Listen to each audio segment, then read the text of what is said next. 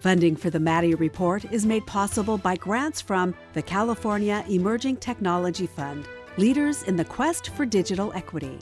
The James Irvine Foundation, committed to a California where all low-income workers have the power to advance economically. Fresno State Associated Students, Inc., students serving students.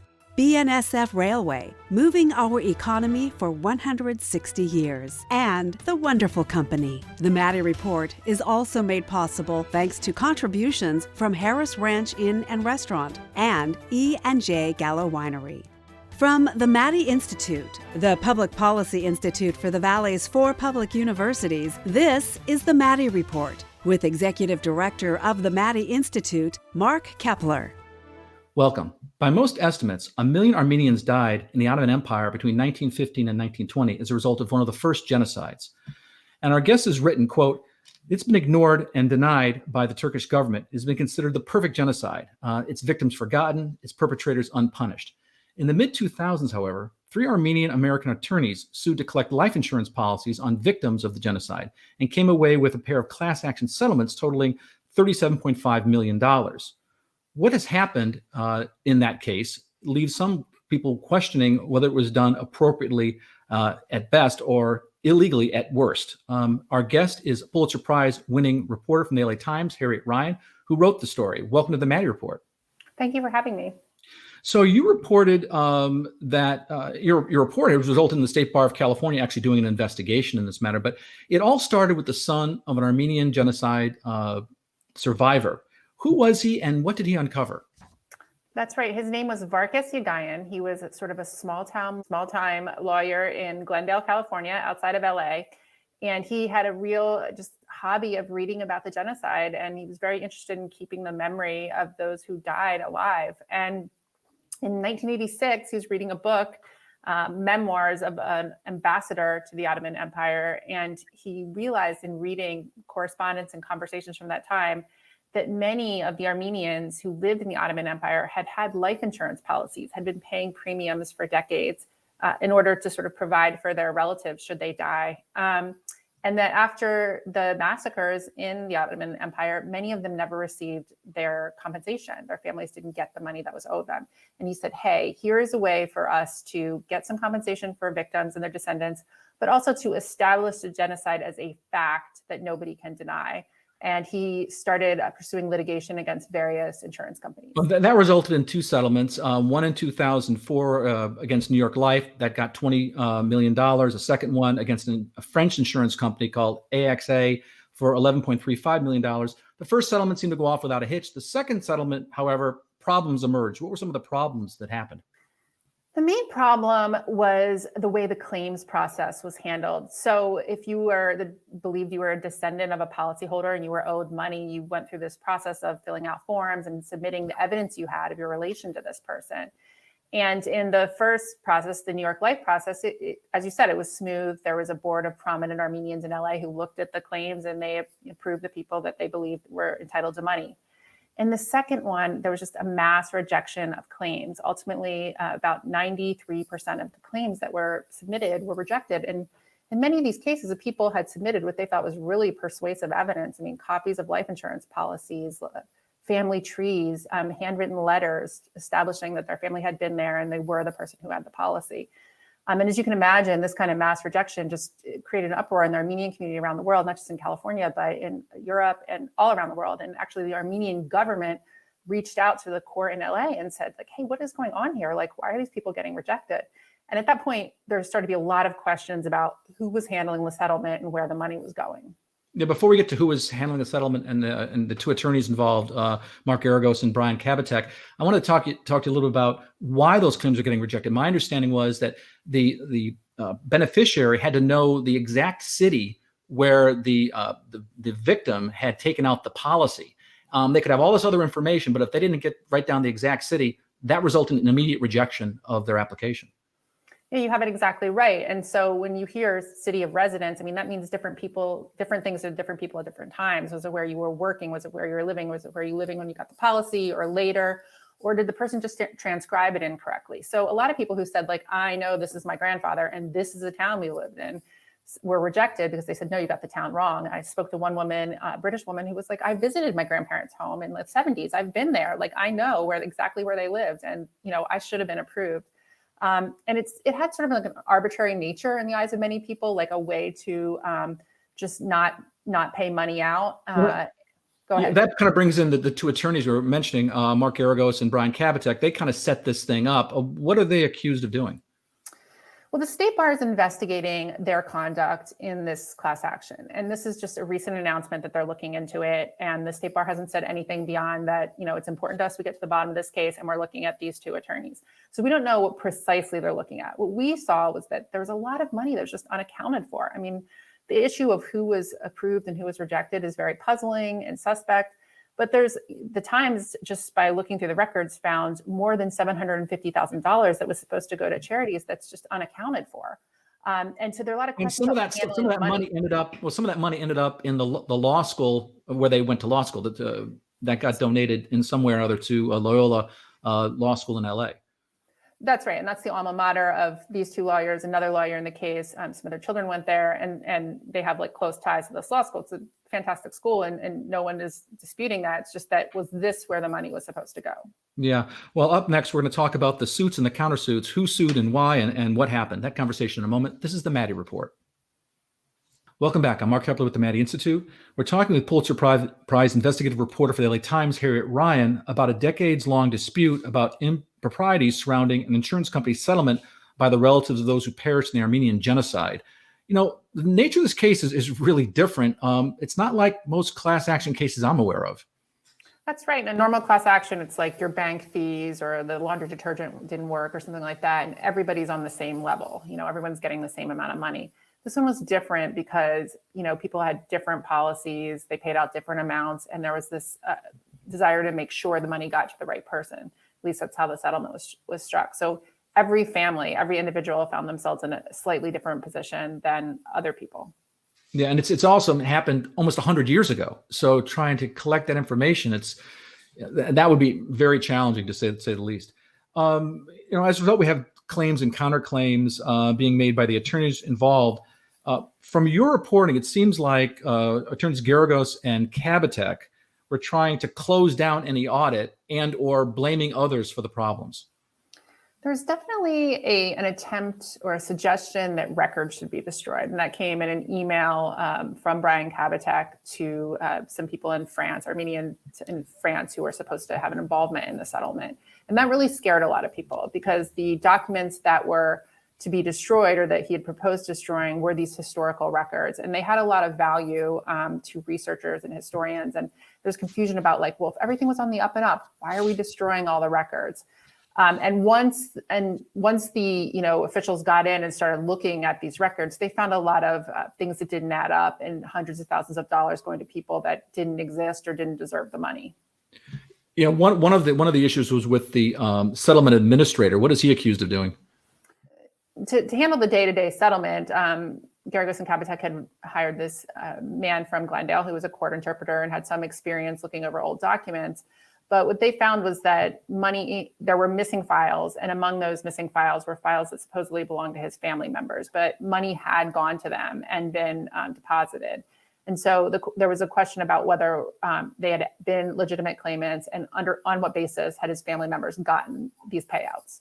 Yeah, I even read something in your report about, his family, I think over $300,000 his family received. And then there was another settlement to an Iraqi Armenian for $400,000 that didn't even apply for these funds. So a lot of questions along these lines. By the way, where is the French Oversight Board in all of this? They're 6,000 miles away in Paris and other cities in France, and they didn't have day-to-day oversight over what was going on with deciding the claims. And I talked to them and interviewed them now, and they said that was a huge error on their part. And if they could go back in time, they would have been demanding a lot closer access to the files. In your reporting, you state that what many of the irregularities had in common was Berge Boyajian, a Beverly Hills lawyer. What did Mr. Boyajian do? No, he had no formal role in the settlement that we're talking about, the French settlement. He'd been formally involved in a previous settlement, but not in this one. But his office was in the same building as the settlement, and he ended up laying his hands on checks that were made out to other people and depositing them in his firm account. He has an explanation for that. He said he was worried that the checks would become stale and he was trying to preserve them. But it definitely raised a lot of eyebrows. And some of the people that got these like weird payouts, the Iraqi you mentioned, there's a Syrian who had absolutely nothing to do with the genocide who got money. They all had connections to him. They were friends or associates in some way, or he'd vouch for them. So he has been questioned, and he actually resigned his law license as a result of this investigation. Yeah, I want to ask you about that. So what's the final outcome here? What action, if any, did the State Bar of California take against the attorneys? Did anybody go to jail? No, there was one criminal charge, Mr. Boyajian, which we've previously discussed, but one of the people involved died before his case could be adjudicated. Another was acquitted by the State Bar, but there was only one criminal prosecution. Yeah, the original Armenian attorney who'd done all this research and going to the libraries, he ended up getting a hard time toward the end of his life. He was trying to vindicate what he had done, but he got wrapped up in all of this. There were certainly allegations against him, and he felt that his reputation had been destroyed in the Armenian community worldwide, and that was what he lived for in many ways. And it was heartbreaking for him. Some would say he deserved it because he didn't properly handle the money, but he did die with a broken heart, feeling like his work had just resulted in a giant fiasco. Yeah, it sounds heartbreaking when you read about him. Well, I want to thank our guest Harriet Ryan, who's an investigative reporter with the LA Times, for joining us. Up next, what is someone supposed to do if they feel an attorney has engaged in malpractice? That conversation in a moment. Welcome back. I'm Mark Keppler with the Maddy Institute. Despite what many might think, the ethical bar for attorneys is actually quite high. California attorneys can be disbarred for, quote, any act involving moral turpitude, dishonesty, or corruption, whether it's a crime or not. Our guest is Matt Hamilton. He's another Pulitzer Prize winning reporter with the LA Times who's written about a recent California State Auditor report on how well the California State Bar of California is policing its own. So what makes this all the more kind of, maddening is that, when people seek out attorneys, they're really, it's during times of crisis. So they're kind of at a vulnerable spot in their lives. We just described a pretty large example of a possible misappropriation of funds. What are the other kinds of misconduct that you've seen? I mean, the misconduct really runs the gamut from kind of low-level, almost mundane misconduct. So failure to provide proper timely accounting, failure to respond timely to client inquiries, all the way up to incompetence in the practice of law, and the cardinal sin, which is misappropriation of client money. Money that the attorney has held in trust for someone else, and so for them to use it for their own ends. That happens when there's this commingling of funds, right? You're almost asking for a problem when you do that. The other thing I thought was interesting is sometimes you see false advertising. Attorneys get hit on false advertising because we see those commercials on TV. So it gets buyer beware. What about have you seen some particularly egregious, I'm sure you have, particularly egregious examples of attorney misconduct? Sure. I mean, there is the former Michael Avenatti, best known for representing Stormy Daniels. And also there's Tom Girardi, who is a very well-known plaintiff's attorney based in California. His wife was on the Real Housewives TV show, and he was disbarred this summer for misappropriating client money over decades. And he was once considered a lion of the California bar, really the dean of plaintiff's attorneys in the United States for much of the last 40 years. Yeah, my understanding is one of the attorneys we talked about in the previous segment, Brian Kabatek, was a chair or president of the LA bar. So these are pretty and Mark Garagos, another very prominent attorney. Sure. So let me ask you this. The state basically tasks the State Bar of California with ensuring that the public's protected from unscrupulous attorneys. Can you walk us through the discipline process? Sure. So complaints can reach the bar through a variety of means. Sometimes the bar reads a newspaper report and initiates an investigation on their own. More often than not, it is a client sending in a written complaint or online, and the bar, most of those get dismissed outright. There's no merit, or it's really just an angry client. But an intake attorney decides, are we going to investigate this or not? And from there, it goes to an investigator, and they decide, well, is this misconduct or not? And it goes all the way through these steps. And ultimately the bar can reveal, public charges against an attorney. But before that, they give an attorney the option. They say, hey, we want to file charges. Are you willing to settle? Can we come up with an agreement, like almost a probation, or will you agree to relinquish your law license outright?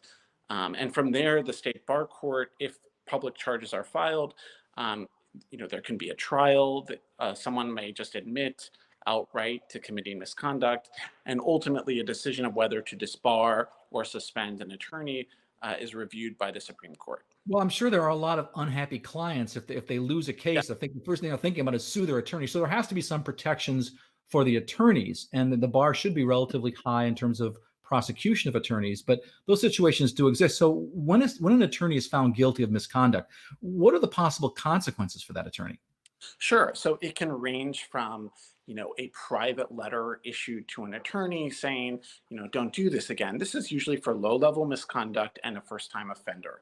Now, the worst is obviously the loss of your law license forever, and that is for misappropriation, you're convicted of perjury, or some other very egregious act through which the bar says you cannot practice in the state anymore. Now, in the middle, your license could be suspended. You could be put on like a 2-year probation where, if your conduct is beyond reproach, you'll continue to practice and keep your law license. There could be remedial action, like going to ethics school. Often, a lot of cases arise from addiction or mental health issues. Right. So the bar tries to be very mindful of the fact that an attorney may be going through personal crisis, and this is a function of their addiction. And, if they get the help they need, they can continue to practice, but there will be limits imposed or monitoring. Yeah, there's no question. That's a high-stress job, no doubt about it. But up next, we're going to talk about the California State Auditor. She did a report, and her office took a close look at how the State Bar of California actually regulates attorneys. That conversation in a moment. This is the Maddy Report. Welcome back. I'm Mark Keppler with the Maddy Institute. The State Bar of California is responsible for policing the legal profession. Rules, however, are only as good as the people that enforce them. And according to a recent report by the California State Auditor, the California State Bar of California is falling a bit short when preventing some attorneys who have been repeatedly violating professional standards from continuing to do so. Our guest is Matt Hamilton. He's a reporter with the LA Times who's reported on this issue. So, Matt, I want to ask you, what, by the way, triggered the state auditor's report to audit the State Bar of California when it comes to disciplining attorneys? Sure. So after the revelations about Tom Girardi, the bar initiated a review of what they had done involving Mr. Girardi and acknowledged they had made mistakes over a period of 40 years. So in response to that, the legislature said, they passed a law that said you have to complete an audit by the middle of April 2022 about how effective the discipline process is. Yeah, there's an audit committee that then tells the state auditor, and it's a bipartisan committee, tells the state auditor what has to be audited. So there appears to be, we were talking earlier about the misappropriation of client settlements is a big issue. Can you explain or give us some examples of what the state auditor found? Sure. So the auditor found that the bar wasn't really taking into account the patterns of multiple complaints. So they would get attorneys who were the subject of 10 complaints over a 2-year period, with people alleging like a small amount of misappropriation, but the lawyer had usually paid off the client the money that they were owed, but they had not reviewed his bank records. So when they finally looked at the bank records after several complaints poured in over multiple years, they realized, oh my gosh, he's been misappropriating about $41,000. Yeah, there's some of these situations you read about, like death of 1,000 cuts by 1,000 cuts. There's lots of violations. Low grade violations. Mm-hmm. Yeah. So the state auditor, also found that the State Bar of California regularly closes cases prematurely, and even cases where they find something, they issue these private letters. So the public really never knows that the attorney they're about to hire has had some ethical issues. How much of a problem is that? So it's actually a really big problem. According to the state auditor, about 10% of complaints were closed with these private letters, and consumers are really none the wiser.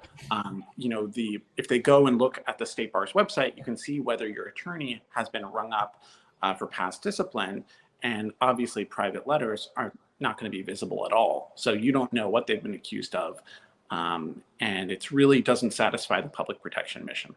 One of the things they were saying is, well, some of these attorneys are in other jurisdictions, but they could be having problems. Then the question is, well, why not look at the American Bar Association's database and just check against that? They weren't doing that either. We weren't doing that either. Yeah, I mean, there was a lot of California exceptionalism going on that we don't have to look at what other states are doing. We have this figured out. And clearly what the state auditor found is that's not the case. Yeah, the idea was to identify patterns of misconduct. And if you did some background research, you could. So what did the audit ultimately conclude? So they concluded that the state bar failed to adequately investigate some attorneys. And these are attorneys with over 100 complaints over several years who, if you were to go on their website, would have completely unblemished records. The state bar was also not checking to see if there were conflicts of interest between their own investigative staff and the attorney that they were looking at. And that they had prematurely closed cases where there was investigation needed, there was even discipline needed, and the state bar, for reasons that are totally suspect, closed the investigation. It sounds like the bottom line is the California State Bar, or the Bar Association, I'm sorry, the State Bar of California, I keep misstating that. Okay. State Bar of California, because it's a regulatory agency, it really wasn't doing quite its job. So I want to ask you about this. When they went back, the state auditor went back to the State Bar of California and said, okay, you got to implement these things. The State Bar of California generally agreed. But then they said, well, it's going to cost some money. We don't have the money to do this. So have they gone back to the legislature and asked for funding to do a better job of regulating misconduct by attorneys? They've asked for money. It's been denied because both the state auditor and the legislator have said that they think the bar has enough money to carry out its public protection mission, and it needs to spend it more prudently. It needs to use the resources it has more effectively so that they can zero in on really high risk attorneys and not be going after the low hanging fruit all the time that is, and really focus on these like high profile matters that really jeopardize the public trust in government. Yeah. By the way, it's always the case, usually with agencies, that they always need a little more money to do their job. They're saying, be more efficient with the resources you already have. I want to thank our guests, Matt Hamilton, also Harriet Ryan from the LA Times, for joining us. If you want to stay current, thank you. If you want to stay current with state and local politics, you can sign up for our e-newsletter, the Maddy Daily, by logging on to our website at maddyinstitute.com. This is Mark Keppler for the Maddy Report. Thanks for joining us. The views expressed in the Maddy Report are those of the individuals participating in the program and do not necessarily reflect the views of the Maddy Institute. If you'd like to share your thoughts about today's episode of the Maddy Report, please visit our website at maddyinstitute.org.